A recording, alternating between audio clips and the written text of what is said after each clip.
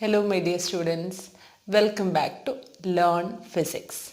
In today's video, we are continuing with the chapter Atoms. Last class video we learned about Rutherford atom model. The limitations of Rutherford atom model were Rutherford couldn't explain the stability of the atom because the electrons will be continuously radiating energy, and so it will be spiraling inwards and coming to the nucleus itself finally. So the stability of the atom is not explained properly in Rutherford's model. And the second limitation was it was continuously emitting energy, radiation is coming out. That is, it's a continuous spectrum. Like that only we are getting from Rutherford's model. But actually it's a line spectrum. Right. So from hydrogen atom we will be getting line spectrum. So what is this spectrum? See, we can explain two kinds of spectra. One is absorption spectrum and another is emission spectra. Suppose if I am considering a gas molecule, a system chamber containing gas. In that, if I am exciting those gas molecules with electric current, externally I am giving electric current to that. So here, because of the presence of these electric current, some radiations will be emitting. Some radiations will be emitting because we are exciting the charge with the extra electric current. So radiations are emitting. So it will be emission. Emission means it will be white. So we will be getting some spectral lines.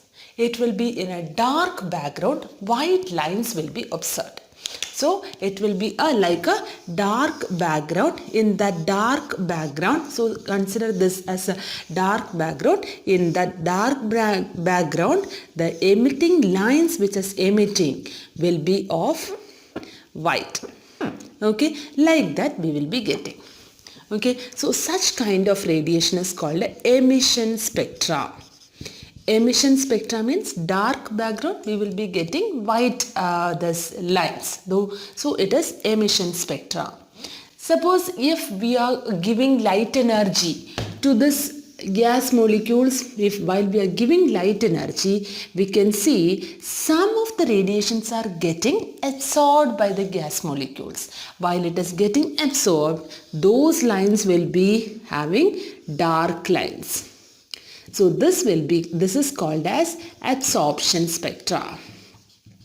So absorption spectra and emission spectra. Emission spectra means the light which is emitting through that portion only will be excited. That is, it will be in white color. Here in this portion, the whole area we are giving the light energy. While we are giving light energy to that whole area, what will happen? Some of the light rays are getting absorbed to the gas itself, gas molecule itself. So they are called as absorption spectra. So here in the case of hydrogen atom, when we are considering hydrogen atom, we know hydrogen atom has only one electron. When it is accepting electron or accepting energy, it will be going to the higher energy levels, or it will be radiating energy and will be when it is radiating energy, what will happen, or it is losing energy, it will come back to its original position. Right, so those times and all we will be getting different kinds of line spectra will be observed over there. Okay, we are going to learn about that line spectra also. Before that, today's topic is Bohr's atom model. So we already learned the limitations of Rutherford. So now we are going to study about the Bohr's atom model. In Bohr's atom model, you should study three postulates. First one, the atom is having a center called nucleus which is of positive charge, and the entire mass of the atom is concentrated at the center itself. So atom has a center which is called a nucleus, and the entire mass of the atom is concentrated at the center of the nucleus. It's the center of the atom, that is nucleus itself. Okay, that was Bohr's first postulate. And the centripetal, so how it can revolve? So this will be revolving in a circular orbit. While it is revolving in a circular orbit, in a stable circular orbit, each electron is having a stable circular orbit. So it will be having centripetal. So here we told here it is having positive charge, which is nucleus. Right? So when the electrons are revolving around it, so in the stable orbit, how it can revolve in the stable orbit? Because there will be an electrostatic force of attraction between the positive charge and the negative charge. Two charges, electrostatic force of attraction will be there. That force will be given as 1 by 4 pi epsilon 0 q1 q2 by r square. Q1 here is it Ze into here it is E by distance between them, r square. So this electrostatic force of attraction will be to this side towards the electrons, and that will be balanced with the centripetal force, which is equal to mv square by r. Okay, so when we are equating these two, we will be getting 1 by 4 pi epsilon 0 Ze square divided by r square equals mv square by r. Okay, this is Bohr's first postulate. And the second postulate is it is angular momentum of the electron which is revolving in a particular orbit. Angular momentum of the electron which is revolving in that circular orbit will be an integral multiple of h by 2 pi. Angular momentum of an electron which is revolving in a particular orbit will be having an will be an integral multiple of h by 2 pi. That means it will be angular momentum will be equal to 1h by 2 pi, 2h by 2 pi, 3h by 2 pi, like that it will be. What is this h? H is called a Planck's constant. Okay, so what is n? N is the principal quantum number. N is equal to 1, 2, 3, etc. This is about the angular momentum of an electron. So angular momentum of the electron will be an integral multiple of h by 2 pi, and it will be there in the orbit itself. It is not radiating its energy. Okay, and when it is absorbing energy, the electron will be shifting to the other orbits either by absorption or emission of energy. Okay, so it will be E2 minus E1, second one to first one. When it is coming, it should radiate h nu energy. By radiating energy, or absorbing energy, while absorbing energy, it will go to the excited state. When it is releasing energy, it will come back to the lower energy level. Okay. So it will be either absorbing energy or releasing energy. In that way, it can go to the excited state or to the ground state. It is not continuously emitting radiation, or it's not continuously absorbing radiation. It will be absorbing h nu energy or nh nu. Okay, if more amount of it will be absorbing as a quanta of energy only. H nu energy will be absorbed over there. So that is about Bohr's postulates. Okay, so first one states that it has a center called nucleus which is of positive charge, and atoms are revolving around it in a circular orbit. It can exist in the circular orbit itself because of the centripetal force of attraction, which is balanced with the electrostatic force. Then the second postulate goes like this. It's an angular momentum will be an integral multiple of h by 2 pi. And third one, it will be either absorbing energy or releasing energy, having in the order of h nu. Okay, so it can go to the higher energy level by absorbing the energy and can come back to the lower energy level by releasing the energy. Okay, clear children? So this is about the Bohr's postulate. Now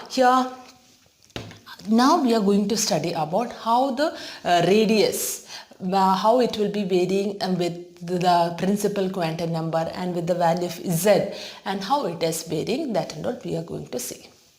Now from Bohr's postulate we got it like Fe equals Fc, that is 1 by 4 pi epsilon 0 Ze square divided by r square equals mv square by r. We are considering only those equations.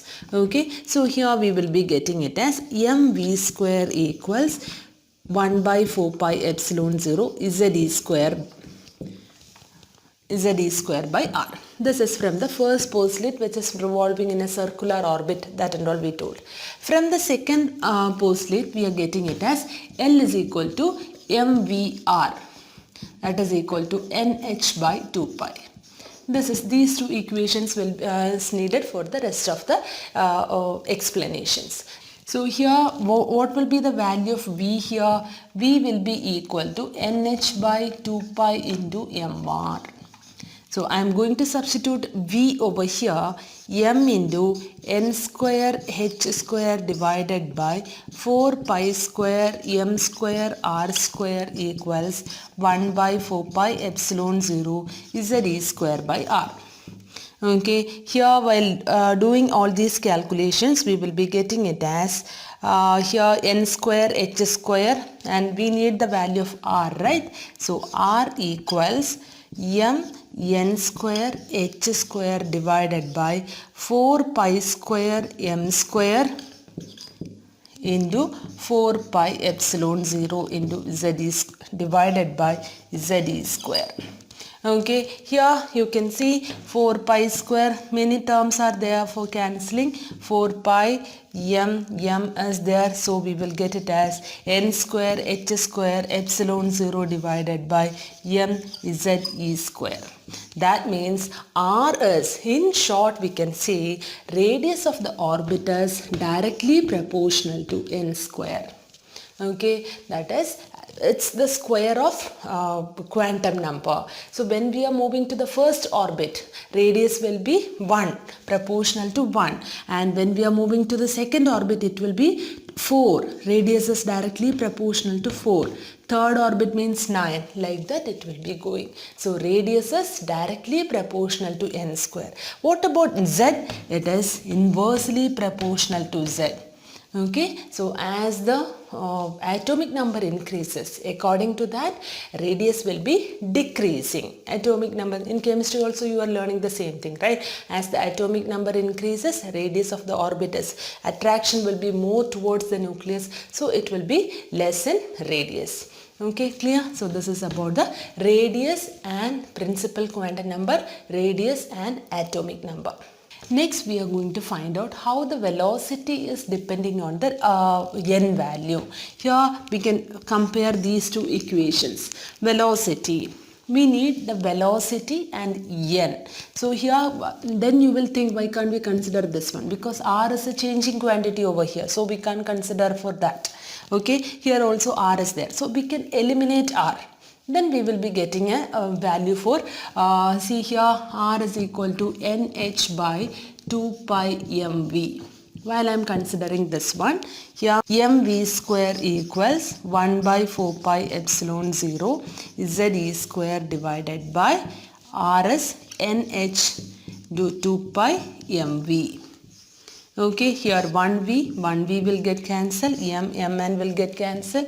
See here 2 will get cancelled. We will get it as ze square divided by 2 epsilon 0 into nh. V equals, that means V is inversely proportional to n.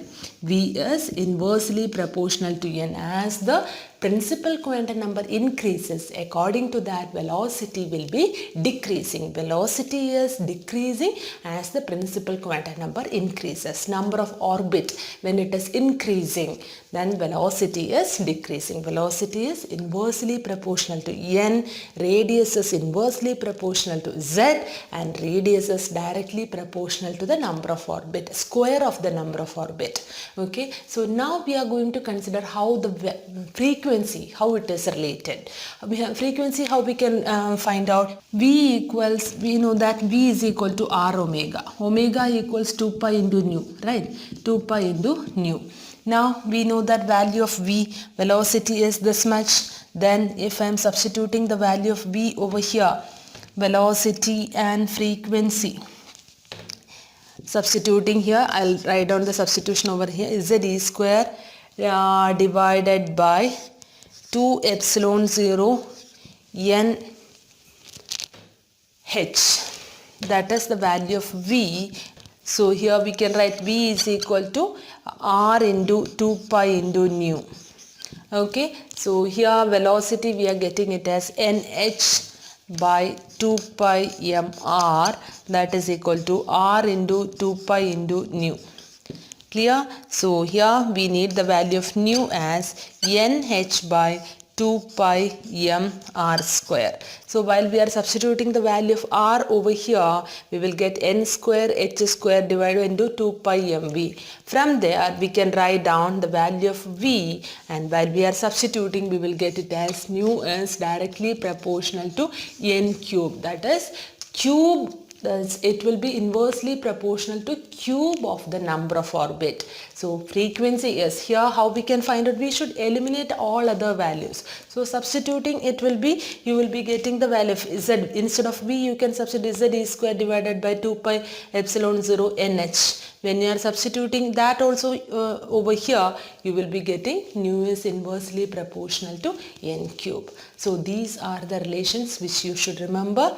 3 postulates, and how radius is relating to principal quantum number or number of orbit, and how it is relating to z, and the velocity, how it is relating to the value velocity, how it is relating to n, and frequency, how it is relating to n. Okay, v is directly proportional to 1 by n, frequency is directly proportional to 1 by n cube, and r is directly proportional to n square, and r is directly proportional to 1 by z. These things you should remember. So I think today's class is useful for you, and if you like the channel, please don't forget to subscribe, like and share. Thank you for watching. Bye.